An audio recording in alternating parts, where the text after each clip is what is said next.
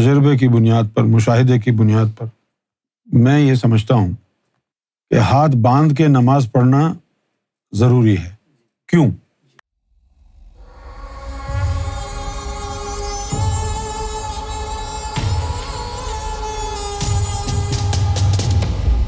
آپ کیسے ہیں؟ میری عرض ہے، قرآن کریم میں اللہ کا فرمان ہے، میری عبادت اس طرح کرو جس طرح تم دنیا میں آئے تھے اور جس طرح تم دنیا سے اٹھائے جاؤ گے۔ اہل تشیع کا مطلب یہ لیتے ہیں ہاتھ کھول کے نماز پڑھو، ہاتھ کھول کے پڑھو، پاجامہ کھول کے پڑھو، جیسے تمہارا جی چاہتا ہے ویسے پڑھ لو۔ اس کو اتنا بڑا مسئلہ کیوں بنایا ہوا ہے یار؟ لیکن میں اپنا جو تجربے کی بنیاد پر، مشاہدے کی بنیاد پر میں یہ سمجھتا ہوں کہ ہاتھ باندھ کے نماز پڑھنا ضروری ہے۔ کیوں؟ اس لیے ضروری ہے کہ قرآن کہتا ہے ان الصلاۃ تنہی عن الفحشاء والمنکر، کہ نماز برائی بے حیائی سے روکے گی۔ برائی اور بے حیائی کرواتا کون ہے؟ نفس۔ تو نماز کا نور جب ہم ہاتھ باندھ کے مقام ناف پہ رکھتے ہیں تو نماز کا نور نفس میں جاتا ہے، پھر وہ برائی سے روکتا ہے۔ اب اگر ہاتھ آپ کے یوں ہوں گے تو نفس میں تو کچھ جا ہی نہیں رہا، کھڑے رہو پھر ہاتھ باندھ کے، ہاتھ چھوڑ کے، سب کچھ چھوڑ کے کھڑے ہو جاؤ۔ اب ایسی قوم کو کیا سمجھائے آدمی کہ جن کو پتہ ہو کہ بھئی یہ ہاتھ چھوڑنے والی جو کہانی ہے اس کے پیچھے جو ہے ایک حکمت تھی، قرآن میں ہے، تفاسیر میں ہے۔ کیا حکمت تھی؟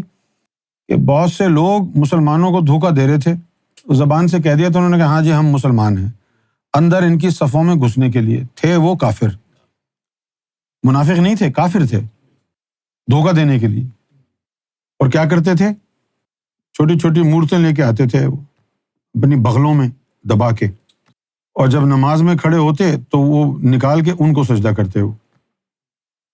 تو ایک دن اللہ کی طرف سے حکم آ گیا کہ رفع یدین، ہاتھ اوپر کرو۔ کیوں کرو ہاتھ اوپر؟ کہ بغلوں سے وہ مورتیاں گر جائیں۔ وہ گر گئیں، بھانڈا پھوٹ گیا۔ ان کو رفع یدین کرنے کا حکم تھا کیونکہ ان کے بغلوں کے اندر انہوں نے اپنے جھوٹے خداؤں کو چھپایا ہوا تھا۔ اوے تو کیوں ہاتھ اٹھا رہا ہے؟ تیری بغل میں کون سا جھوٹا خدا بیٹھا ہوا ہے؟ سوچو نا، تمہاری بغلوں میں بھی اگر کوئی جھوٹے خدا تم نے چھپا رکھے ہیں تو ٹھیک ہے، ہاتھ چھوڑو۔ تمہاری بغلوں میں نہیں ہے تمہارے جھوٹے خدا، تمہارے دلوں میں ہیں۔ یہ ہاتھ کیا ٹانگ اٹھانے سے بھی نہیں نکلیں گے۔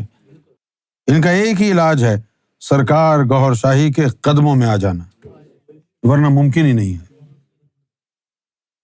بات سمجھ گئے ہو جو میں نے بتائی ہے؟ کیوں ضروری ہے ہاتھ باندھنا؟ قرآن تو کہہ رہا ہے نا برائی سے روکے گی، تو برائی کروائے گا کون؟ نماز کا اثر نفس پہ ہونا چاہیے نا۔ اب وہ جو نماز کا اثر نفس پر ہونا چاہیے اس کا طریقہ کیا ہے؟ تعوذ بنا کے مقام ناف پر رکھیں تاکہ نماز آپ پڑھ رہے ہیں اس کا نور ہتھیلیوں سے نفس میں جا رہا ہے، پھر وہ برائی سے روکے گا۔ اس طرح نماز پڑھنے کا نفس کو فائدہ ہوگا، اس میں طہارت اور نور آئے گا۔ آپ کپڑے دھو رہے ہیں اور پائپ آپ نے ہٹا دیا پانی کا، اب کیا خاک دھوئیں گے کپڑے؟ اس لیے ہاتھ باندھ کے نماز پڑھنا ضروری ہے۔ باقی ہم فرقہ واریت کی باتوں میں پڑھتے نہیں ہیں، ہم نے ایک وجہ بتائی، نہ سنی کی سائڈ لیتے ہیں نہ شیعہ کی، جو حقیقت ہے وہ بتا دی ہے۔ اب آپ کی مرضی ہے بھائی، اگر آپ کے بغل میں آج بھی بت ہیں تو ٹھیک ہے، اٹھاتے رہیں ہاتھ، کہ ان سے تو اللہ نے اسی لیے اٹھایا تھا۔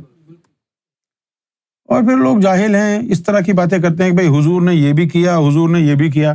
ابے بھائی ٹھیک ہے، حضور نے بہت کچھ کیا ہے، لیکن حضور نے کیوں کیا یہ تو دیکھو۔ لکیر کے فقیر نہ بنے، سمجھنے کی کوشش کریں۔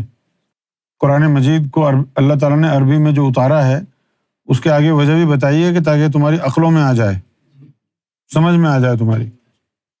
کیا سمجھ میں آیا بھائی؟ جب آپ کو اتنی چھوٹی سی بات سمجھ میں نہیں آ رہی کہ ان کی بغلوں کو صاف کرنے کے لیے کہ ان میں سے وہ نیچے گر جائیں ان کے جھوٹے خدا، اس لیے رفع یدین کرایا تھا، اور کہہ رہے ہیں نہیں حضور کی سنت ہے۔ ابے حضور کی سنت کیوں ہے یہ تو دیکھو۔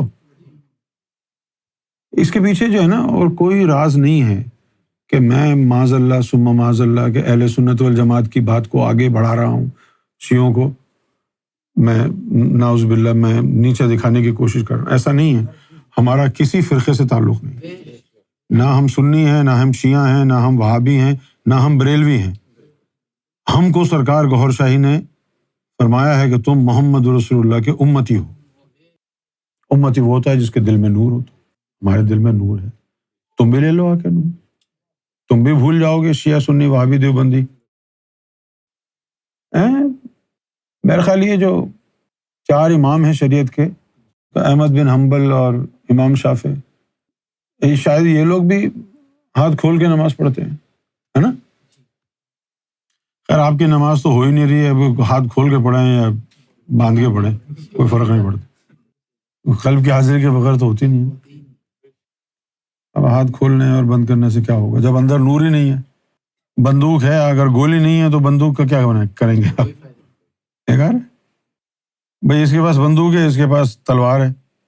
اگر بندوق میں گولی نہیں ہے تو یہ تلوار والا بہتر ہے نا. بندوق سے تو کچھ بھی نہیں ہوگا، خالی بندوق اگر ہو گولیاں نہ ہو تو کیا کر لیں گے آپ؟ پھر یہ بہتر ہو گیا.